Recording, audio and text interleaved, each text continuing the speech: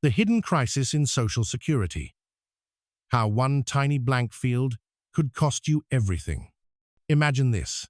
You've worked your entire life, paid into Social Security, and finally reached retirement. You're counting on those benefits to pay your rent, keep the lights on, and put food on the table. But what if I told you that a single blank field in a government database could throw your entire life into chaos?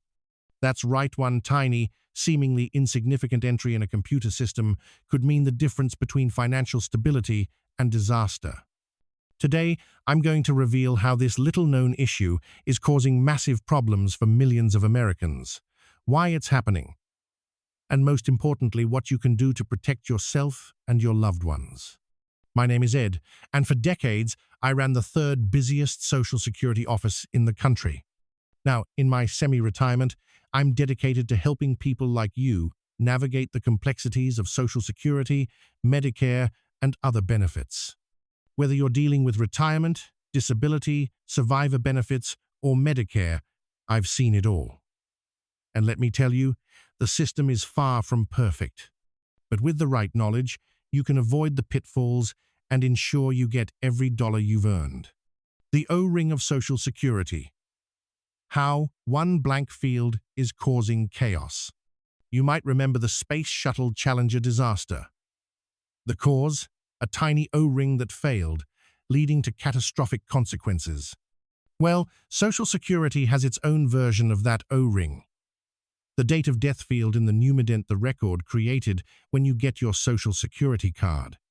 This little blank space is causing a world of trouble, and it's putting millions of people at risk. Here's how it works.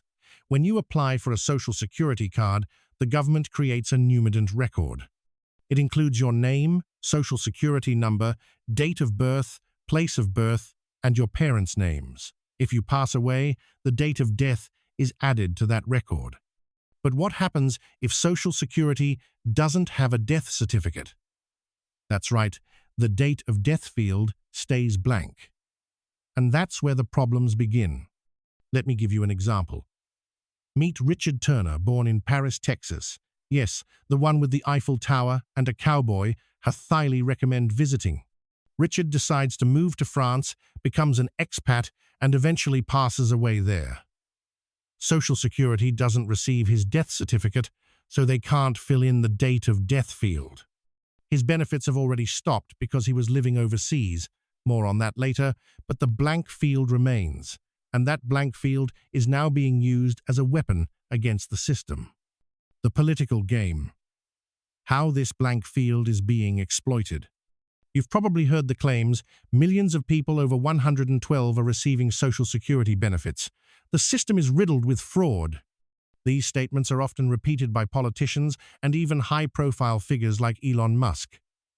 But here's the truth. These claims are based on that blank date of death field. Social Security knows about these inconsistencies and has had programs in place for decades to address them. For example, when I ran my office, we had the Centenarian Project.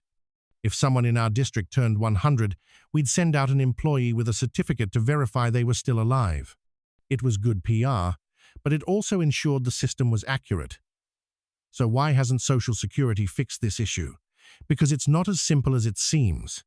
Social Security can't just make up a date of death that would be falsifying records. To get an accurate date, they'd have to send investigators around the world, tracking down death certificates in places like France, Thailand, or the Philippines. That would cost millions of dollars. And here's the kicker. These people aren't even receiving benefits anymore. Their payments have already stopped. So, is it worth spending $100 million to fill in a blank field that doesn't affect anyone's bottom line? That's the question Congress refuses to answer.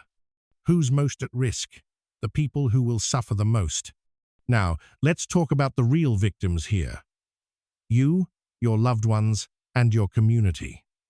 This blank field might seem like a bureaucratic technicality, but its repercussions are very real. Here are the groups most at risk. Expats and overseas beneficiaries. If you're living abroad, you're required to submit a proof of life form every year. If you don't, your benefits stop. But if you pass away overseas and Social Security doesn't receive your death certificate, that blank date of death field could cause problems for your family. People with outdated records. Back in the day, Social Security cards were typed up manually. Mistakes happened. If your date of birth was entered incorrectly, e.g. 1925 instead of 1945, you might look like a 150-year-old on paper. Social Security has improved its systems, but these old errors still exist. Survivors and dependents. If you pass away and your family depends on your benefits, they could face delays in receiving survivor benefits. Social Security is usually quick to stop payments when someone dies, but if there's any confusion about your record, your family could be left in limbo. Disability applicants. If you're waiting for a disability decision, you could be in for a long wait. Processing times have ballooned to 6 to 9 months, and with staffing shortages, it's only going to get worse. Small-town residents. Social Security offices in rural areas are already understaffed. With layoffs and early retirements, these offices could lose their most experienced employees, leaving you with no one to turn to for help. What you can do. Practical steps to protect yourself. Now that you know the risks, here's what you can do to protect yourself and your loved ones. Check your records. Make sure your Social Security records are accurate. If you're about to file for benefits, double-check your direct deposit information, date of birth, and other details. Stay on top of Medicare. If you're turning 65, don't waste money on Part B if you already have health insurance through work. But if you're switching to Medicare, make sure you choose the right plan. This is Medicare Advantage open enrollment season, so review your plan now. Prepare for delays. If you're applying for benefits or dealing with a change in your situation, e.g. a work report or survivor benefits, be prepared for delays.